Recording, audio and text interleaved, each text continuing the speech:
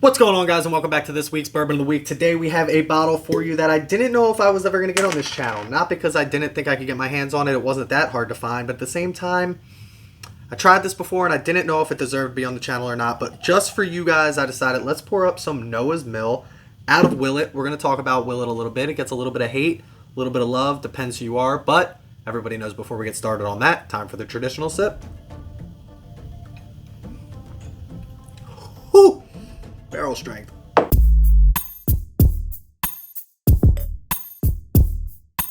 So first things first, let's get things out of the way. I have a competition here with another YouTube account called Straight Up Bourbon. Check them out another time. Don't click the subscribe button for them quite yet because we're seeing who can get to 1,000 subscribers first. So I want you to click that subscribe button, help me get to 1,000 subscribers. I got my girl dad shirt on to try and win over some of the parents in the group. Maybe you're a parent, maybe you have a daughter, maybe you have a son. Either way, I got both going on. Got a girl dad shirt going on because we're about to have my first daughter here in October 19th.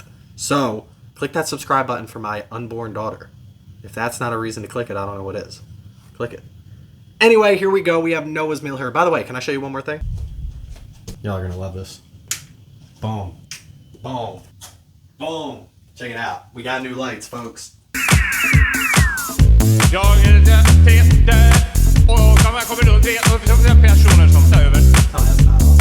For my Philly fans out there, we got Eagles game tomorrow night. We got the Phillies right now in first place. We got the Flyers re-signing Carter Hart. And of course, what if I get Sixers? Well, we'll see what the Sixers do. Anyway, sorry. Get a little excited about new things around here. I'm sitting tonight. I'm tired tonight. It's been a long week. Still trying to figure out this ear infection thing. I got to get a CAT scan this morning. I don't know if you know about me, but I'm terrified of the doctors. I don't like to go to the doctors. When things are wrong, I just say it'll fix itself, and this one's not fixing itself, so we had to go to the doctors. It'll probably be all right, but if not, we won't see me on next week's Bourbon of the Week. But this week, we have Noah's Mill. This is, I think I said barrel strength. I'm not even sure that's barrel strength. So this is 114.3 proof. This is a weird bottle. So Willett, you probably know the Willett pot still bottle. Everybody kind of knows that. I've never had Willett pot still. Now, I have had this. I have had the Willett Rye. We already reviewed the Willett Rye. Where is the Willett Rye? There it is. Straight rye whiskey, the family estate, bottled, small batch, all of that kind of stuff. The Willett Rye is fantastic. The Noah's Mill is a sourced bourbon. Now, they used to source their bourbon, then they used to distill their bourbon. Now they source their bourbon again. I don't know if Noah's Mill, as far as the Willett family, I don't know if Noah's Mill was ever not sourced. It's very confusing. We're going to go over that in this week's Bourbon Bomb of the Week. Kind of more about the Willett Distillery and the Willett family and all that kind of stuff. But you probably know the Willett name. You've got this. You've got Rowan's Creek. You've got Johnny Drum. There's a whole bunch of stuff underneath the Willett name. The rye was really good, so I was excited to see a couple of their other bottles because Willett pot still does get talked, excuse my language, it gets talked shit on a lot. Now, it has an awesome bottle. I love the look of the Willett pot still bottle. I'm not a big fan of pot stills in the first place. I don't know what it is about something, but you can almost taste that it's a pot still.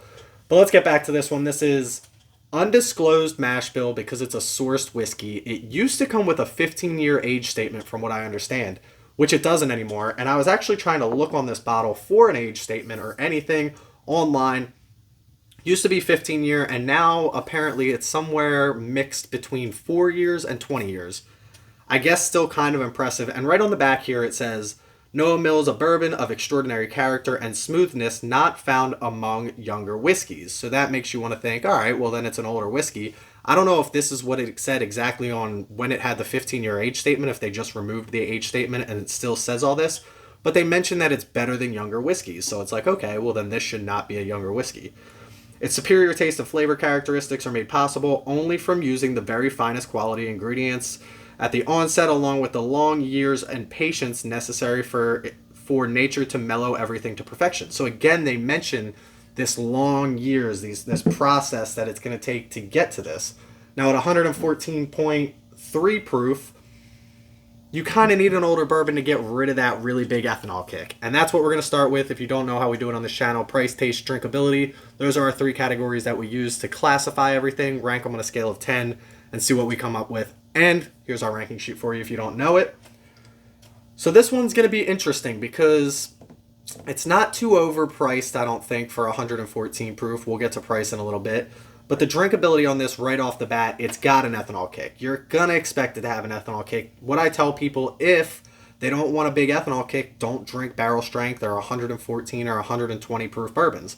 You drink a Stag Junior at 130, it sips pretty well. You drink this at 114, it doesn't really. So you've got to at least be, mindful of the proof. Now, I'm not a proof hound. I don't have to have it be 120 proof for me to enjoy it. I actually really enjoy it in that 100 to 110 range. So this is a little bit high for me as far as what I like to sip on for like an evening sipper or not put an ice cube in. But we drink them straight here to see what we think. And I'll take one more sip and we'll just get right into drinkability on this so I can give you a score.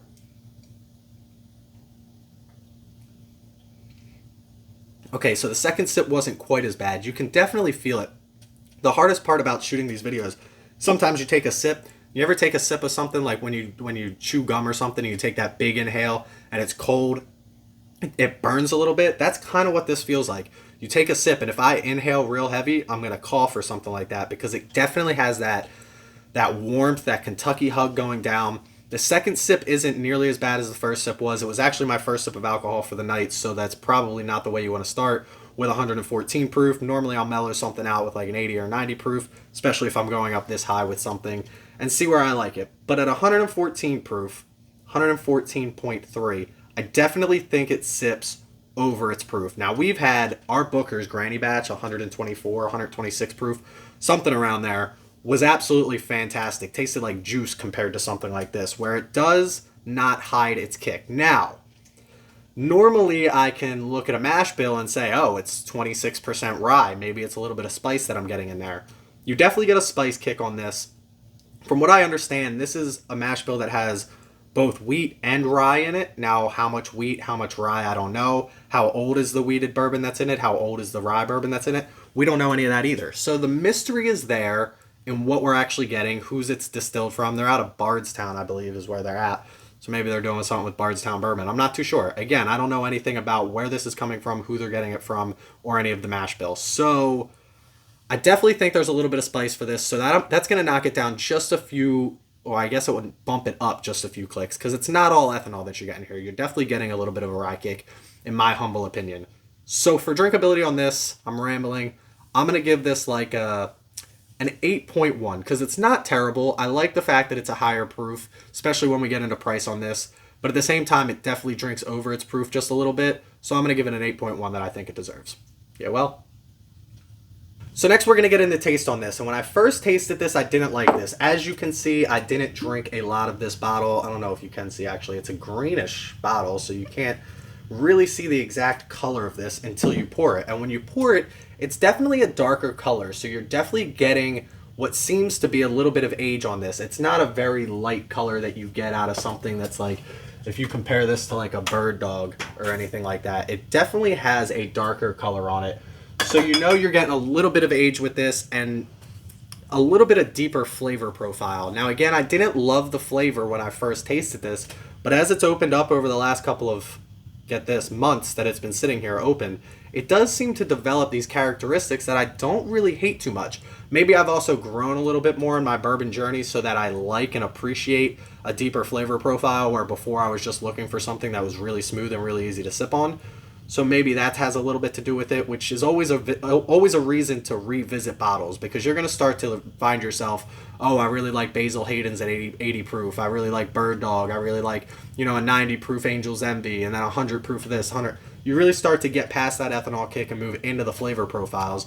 And as I've been practicing with my nosing kit and talking to some people, we talked to Basement Rickhouse, Logan and Mac just the other week on a live here. They teach you these, he called it the triangle effect or the triangle trick, and you fill 3 glasses. 2 of them are the exact same, and the third one you do something, whether it's add a glass of water, add a couple drops of water, add a couple splashes of Coke, whatever you want to do to that third one. But make sure that you don't know which one's which. Do it blind or something like that, and see if you can pick out the one that's a little bit different. That way you're really putting your palate to the test. Now, I didn't do that here, obviously, but a great trick to keep in the arsenal. This one, though, again, has a little bit of age to it. Flavor profile-wise, it actually gives me some hints of like a Jim Beam product, only because it has a slight nuttiness to this. That's very Jim Beam-esque almost. Now, I don't think that they're sourcing this from Jim Beam. I actually highly doubt it if I had to guess. I don't know much about the sourcing bourbon world, but I don't think that they would be getting this from Jim Beam. But it does have a little bit of a distinct characteristic when it comes to the Jim Beam line, which is why I mentioned the Bookers earlier. Just a little bit of a nuttiness to this.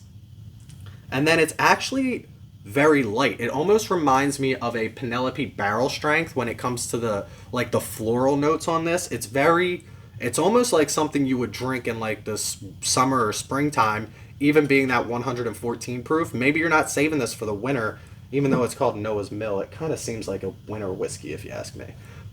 We're going to do an episode on that as well, what you should be drinking in different seasons and why. But for this one, I was surprised with the floral notes and the peanut notes. Very earthy. Doesn't seem young. Again, we're talking 4 years to 20 years. We're not too sure. Definitely used to have a 15-year age statement on it, so I would assume that they want to keep that quality of the whiskey up. So at the same time, doesn't seem young. It's got a pretty good flavor profile. I don't hate it. I didn't love it at first. I don't hate it now. I'm going to take one more sip. We'll give you a score on taste here. That ethanol is it's still there. You ever drink it wrong? It hits the back of your throat rather than like swallowing it correctly, where it's smooth. That one hit the back of the throat, not so good. Taste though, again, floral, peanuts, burnt. It's almost like a chard, which is probably that barrel that it's coming out of for that age statement, and making it again seem like an older bourbon. It has like a burnt characteristic, like a burnt vanilla or a burnt some type of sweetener, like a burnt sugar almost, like a burnt marshmallow maybe. No, not so much a marshmallow. I don't know, something burnt. Not quite sure what, but it's like, it's not woody. It does have some oak to it now that I think about it. Not too much vanilla now. Everybody always says vanilla, caramel, oak when you're burnt caramel. That might be it. You ever burned caramel? That's what it tastes like. Anyway, something burnt. I'm going to give this like an 8.2. We're going to keep it right in that 8 range. An 8.2 when it comes to taste on this. And last but certainly not least, that's going to get us into price on this. $64.99. And the crazy thing is I didn't know they even sold this in Pennsylvania. I got this one in Jersey a couple of months ago, and I just went on Fine Wine and Good Spirits. I always like to double check our website. We are usually MSRP when it comes to bourbons around here, just because it's a state-run liquor control board, all that kind of stuff. Sucks for some reasons, awesome for other reasons. They have 2 bottles of this sitting somewhere that I can buy online for $64.99. So $65 is right in that range of premium, lower premium bourbons, which I guess is kind of an oxymoron there, low premium bourbons. But like $60 is definitely not your cheap bottle. If you go online and you read some of these threads, it's, you know, what's your favorite $20 bottle? What's your favorite $25 bottle? $65, 70, close to 70 after tax is definitely not a cheap ask. It's not an everyday sipper. In this household, I don't everyday sip stuff that costs $70. There's plenty of good stuff in that $25 to $35 range that you don't need to sip $70 bottles every day. I just can't afford it. I'd be broke. I'm already broke. So at $65, I got to start wondering, does it deserve to be $65? Now, 114.3 proof absolutely deserves to be a little bit more expensive. At least you're giving me...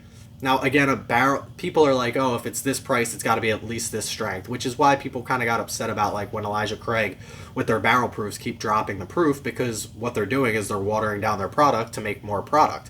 Well, what are they doing to make more product? They're obviously lowering that age statement on it, or getting rid of it altogether, which means they can put younger whiskey in it, which means they can make more whiskey quicker so that they can put a 4-year-old bourbon in this. Still call it Noah's Mill. I keep saying Noah's Creek. Have I said Noah's Creek multiple times? Because it's Rowan's Creek and Noah's Mill.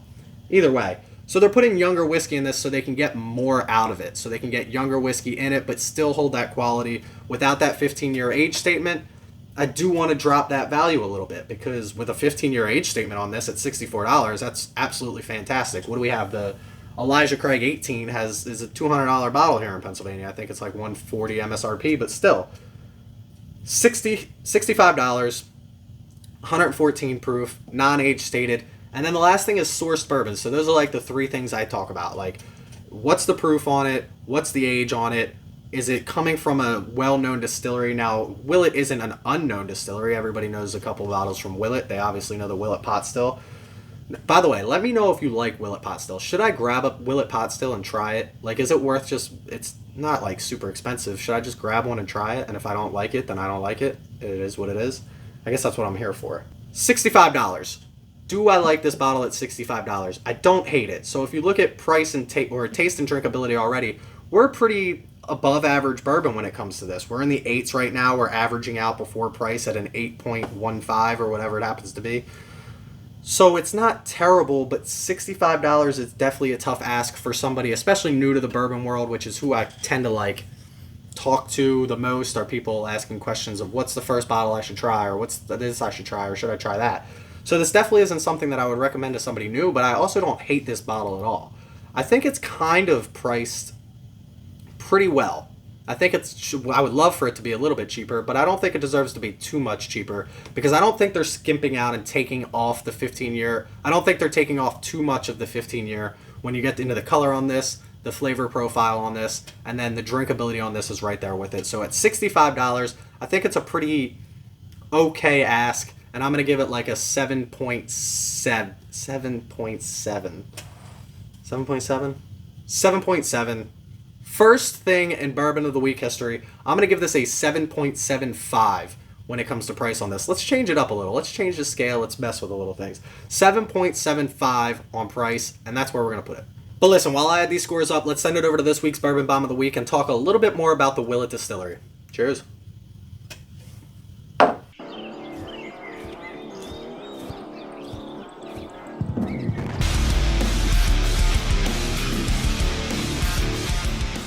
So for this week's Bourbon Bomb of the Week, we're going to go over the Willett family and the Willett history and everything behind it. And the crazy part about this story is there's nothing crazy about this story. So Willett doesn't really have a backstory like a lot of these other Jim Beams, Wild Turkey, Heaven Hill, Buffalo Trace, all these other big names. They have these crazy stories about how all of them are intertwined, and this family was married into that family, and this did that, and that.